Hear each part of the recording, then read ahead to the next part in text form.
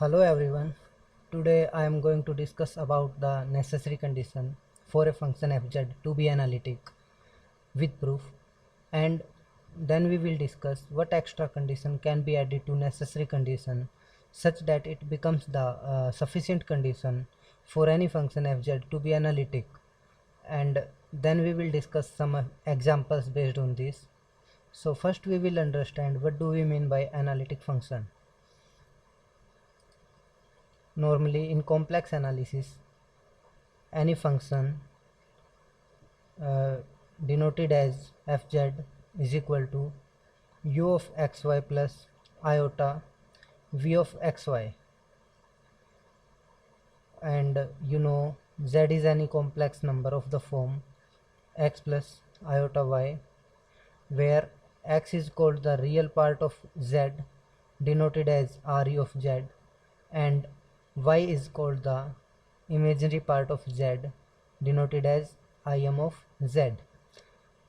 Similarly, u and v are the real part and imaginary part of the function fz respectively,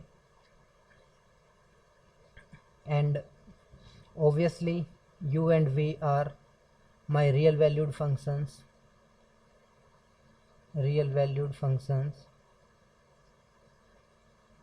and x comma y belong to real number. This is all about a function. Now we will discuss about the analytic function. So if a single valued function,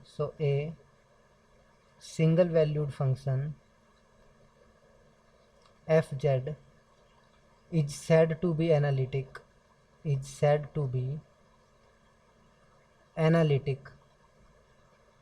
at any point z naught if it is differentiable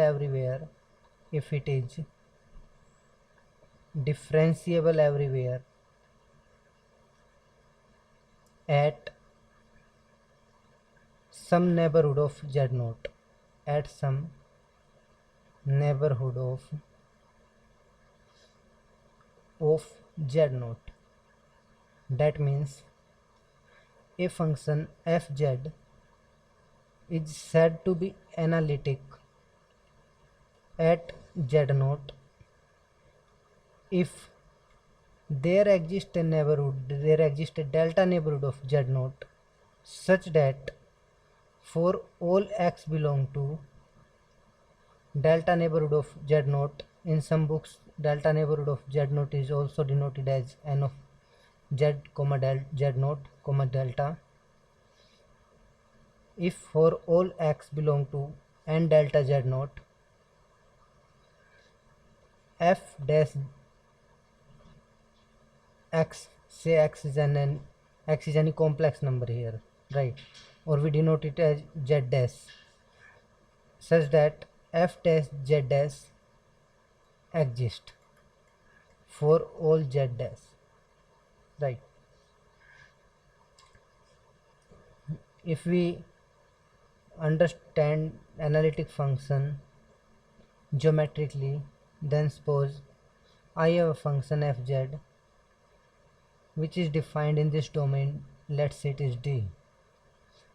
Then this function is analytic at z naught if there exists a delta neighborhood of z naught such that the given function is differentiable at every point of this neighborhood. Then we say that the function is analytic, and analytic function is also known as holomorphic function.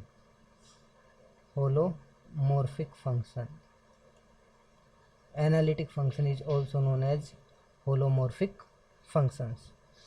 Now we will discuss a theorem that says the necessary condition that a function fz is equal to uxy plus iota vxy be analytic in a domain D is that in D, u and v both satisfy CR equations, and CR equation says del u upon del x is equal to del v upon del y, and del u upon del y is equal to minus of del v upon del x, where del denotes the partial derivative. Del u upon del x means partial derivative of u with respect to x, and similarly del v upon del y means partial derivative of v with respect to y. Even we can denote it as u of x is equal to vy and uy is equal to minus of vx. So let's start the proof. Let f fz be analytic. We suppose that the given function fz is analytic, but what does it imply? Then its differentiation, that means f dash z exists at every point of d, exists at every point of d, where d is domain. Therefore, for all z belong to d, we just apply the definition of differentiability, that states f dash z is equal to limit delta z approach to 0 f of z plus delta z minus f of z upon delta z. Because function is analytic, that means function is differentiable at every point z belong to d.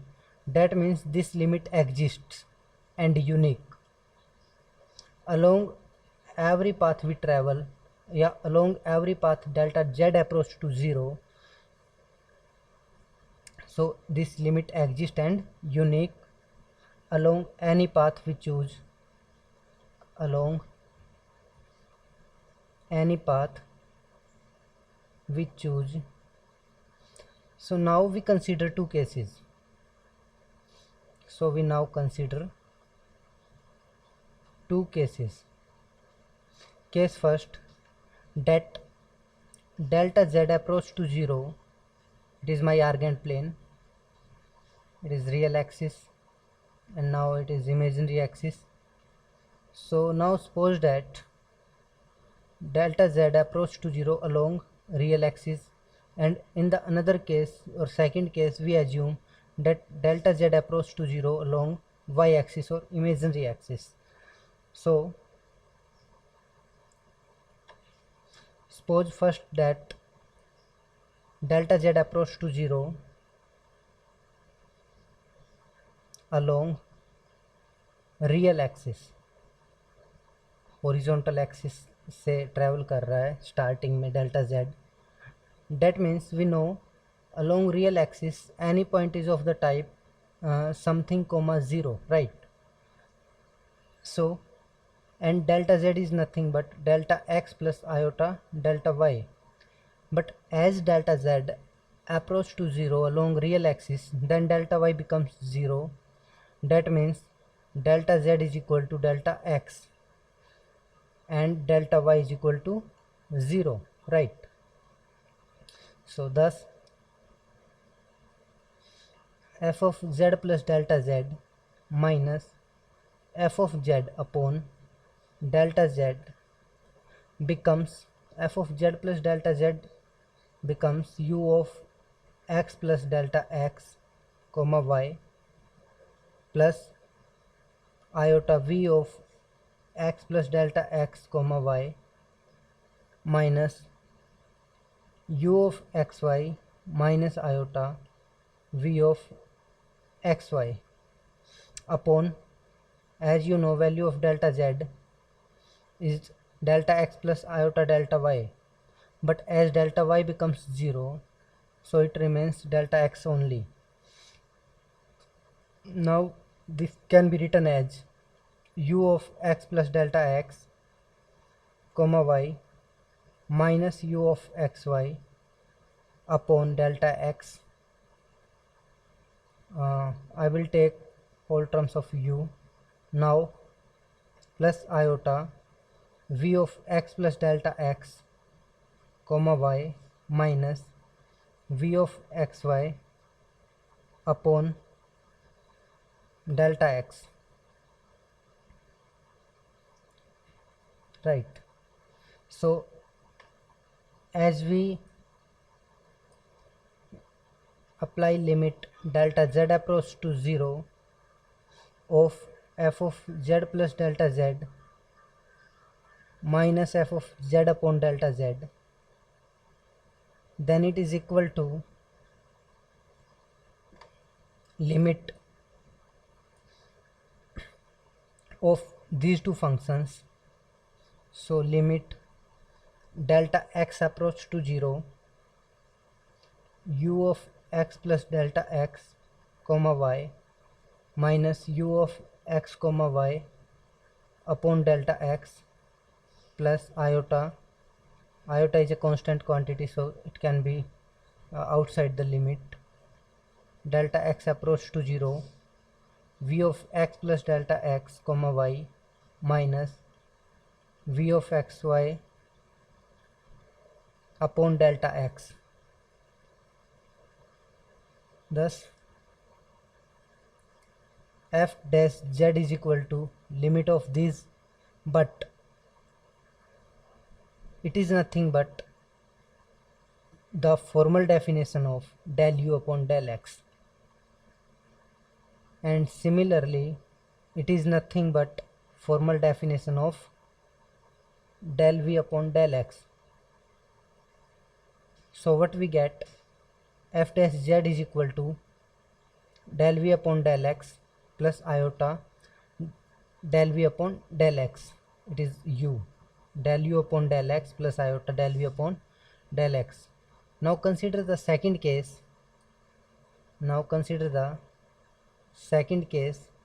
In which delta z approach to 0 along imaginary axis or vertical axis or y axis. It is my real Argand plane origin, it is my real axis, and imaginary axis is vertical line. So suppose delta z approach to 0 along this vertical axis. So we know any point on vertical line is of the form 0 comma y. So here delta z is equal to delta x plus iota delta y. Because delta x is equal to 0,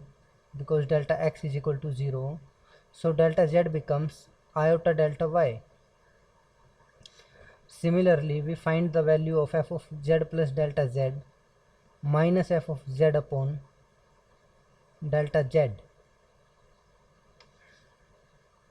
and it is equal to u of x comma y plus delta y plus iota v of x comma y plus delta y minus u of xy minus iota v of xy upon, because delta z you know, delta x plus iota delta y, but value of delta x is equal to 0, so delta z becomes iota delta y. Now we can separate. Thus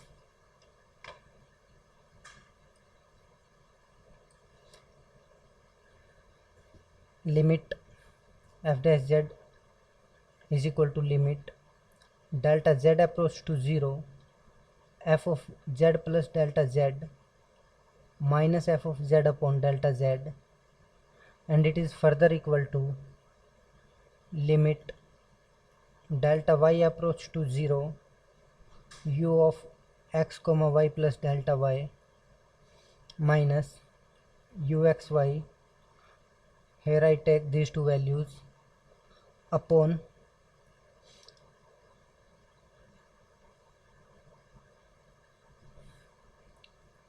iota delta y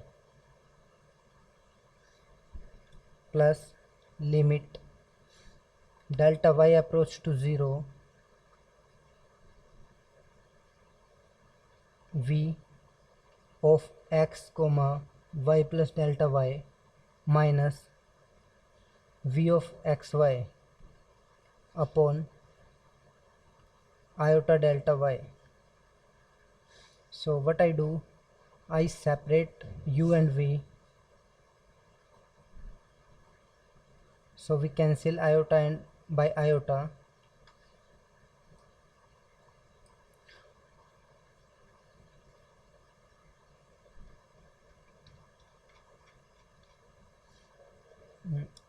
So I separate, cancel iota by iota, and here I take common 1 upon iota. After taking 1 upon iota, we get limit delta y approach to 0, u of x comma y plus delta y minus u of xy upon delta y plus limit delta y approach to 0, v of x comma y plus delta y minus vxy upon delta y, but it is nothing but del u upon del y, and similarly it is my del v upon del y. So 1 upon iota can be rationalized, so we get iota upon iota square, and value of iota square is minus iota. So f dash z is equal to del v upon del y minus del u upon del y iota. Suppose it is equation second, and that we have previously find f dash z when delta z travels along x-axis or real axis. We suppose this equation is 1. So comparing first and second equation, what we get f dash z is equal to del u upon del x plus iota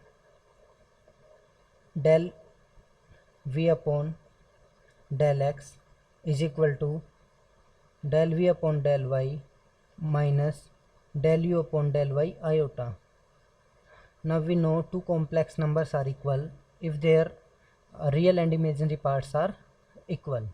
So this implies del u upon del x is equal to del v upon del y, and del u upon del y is equal to minus del v upon del x. So it is the necessary condition, that is CR equation, satisfied by a function which is analytic. So hence we proved about the necessary condition for the function to be analytic. Now the question comes, if a function satisfies CR equation, is it analytic or not? क्या वो तब भी analytic होगा या नहीं होगा? So answer is no. Why? Because it is the necessary condition, not the sufficient condition. But if a function does not satisfy CR equation, that means that function can never be analytic.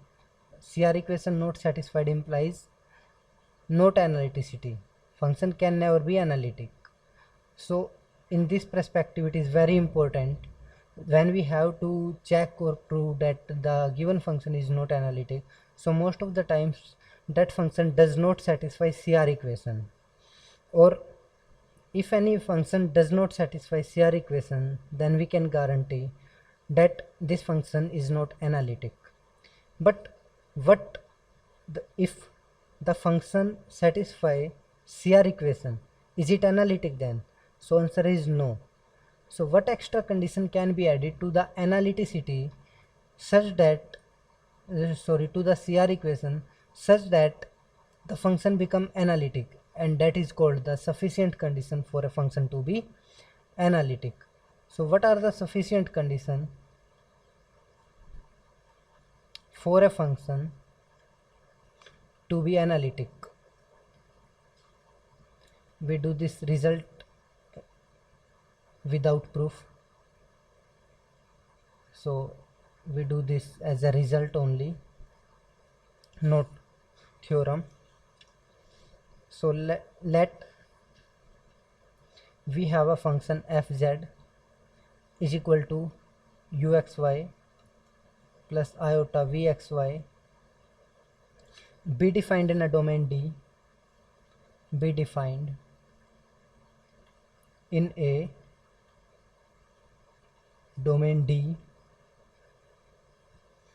then fz is analytic in D, then function fz is analytic in domain D if uxy and vxy have continuous partial derivative,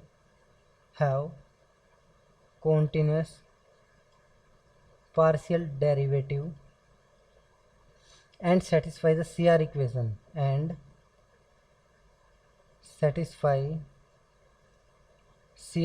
CR equation means Cauchy-Riemann equation. That means CR equation means ux is equal to vy and uy is equal to minus vx, and it can also be written in del form. That means del u upon del x is equal to del v upon del y, and del u upon del y is equal to minus del v upon del x. So to check whether the given function fz is analytic or not, we just have to check three conditions. First thing, partial derivative must exist. Partial derivative of u and v with respect to x and y must exist. Second, these partial derivative are continuous,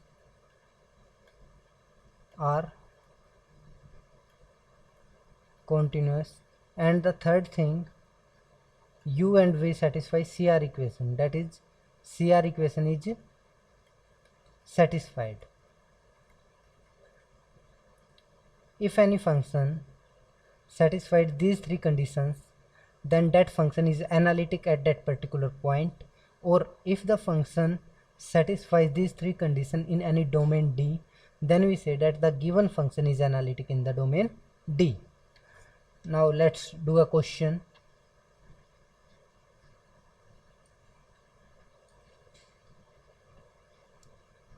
Question can be asked in this way: check whether the function fz is equal to imaginary of z. That means what is the imaginary part? Y. That means iota y is analytic or not. Is analytic or not.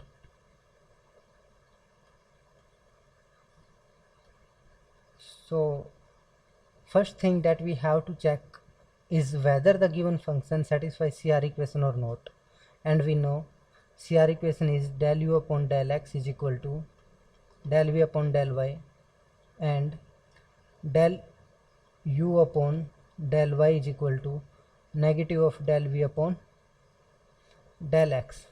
So first find del u upon del x.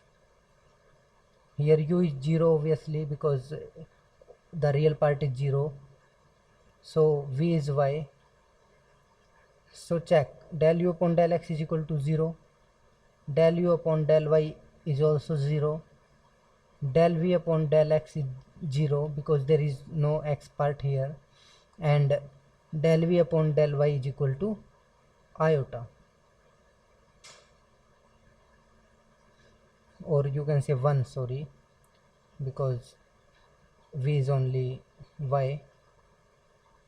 So it does not satisfy CR equation. You can see del u upon del x is not equal to del v upon del y. That means 0 is not equal to 1 because it does not satisfy, this function does not satisfy CR equation. That means function is not analytic. Function is not analytic here. Second question can be discussed like prove that the function fz is equal to e raised to power z is analytic everywhere. Here we have to prove that fz is equal to e raised to power z is analytic everywhere. Everywhere means wherever it is defined, wherever the exponential function is defined, it is analytic there. So again, first thing we know fz is equal to e raised to power z is equal to e raised to power x plus iota y, and by exponential rule it can be separated as e raised to power x dot e raised to power iota y. And we know Euler equation, Euler formula, e raised to power iota theta is equal to cos theta plus iota sin theta. It is very important in complex analysis. So e raised to power x by Euler formula, e raised to power iota y can be written as cos y plus iota sin y. So fz is equal to e raised to power x cos y plus e raised to power x iota sin y. So uxy is e raised to power x cos y and vxy is e raised to power x sin y. Now we differentiate u with respect to x and y, and similarly differentiate v with respect to x and y. So what we get, del u upon del x is equal to e raised to power x cos y, and del u upon del y is equal to, we know differentiation of cos y is minus sin y, so minus e raised to power x sin y. Similarly, del v upon del x is equal to e raised to power x sin y, and del v upon del y, that means partial derivative of v with respect to y, is e raised to power x cos y. Because all four partial derivative exist obviously, that's why I have written here, and they are continuous. Why they are continuous? Because e raised to power x in real analysis or real number system and trigonometric functions are continuous, and we know the product of two continuous function is again a continuous function. So we can guarantee that del u upon del x, del u upon del y, similarly del v upon del x and del v upon del y are continuous. So the only thing that remains to check is CR equation, and we know CR equation is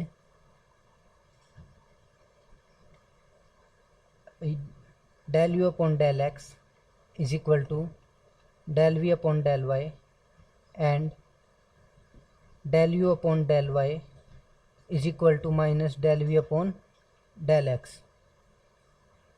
So just check, del u upon del x e raised to power cos y and del v upon del y is also equal to e raised to power x cos y. So they are equal, and del u upon del y is equal to minus del v upon del x. You can check. So it also satisfies CR equation, implies my function fz is equal to e raised to power z is analytic everywhere.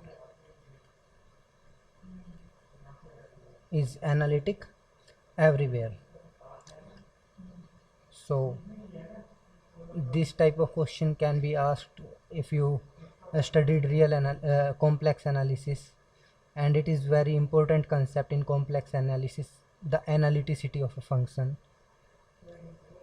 So we discuss about the necessary condition and then the sufficient condition of the analytic function, and then we discuss two examples.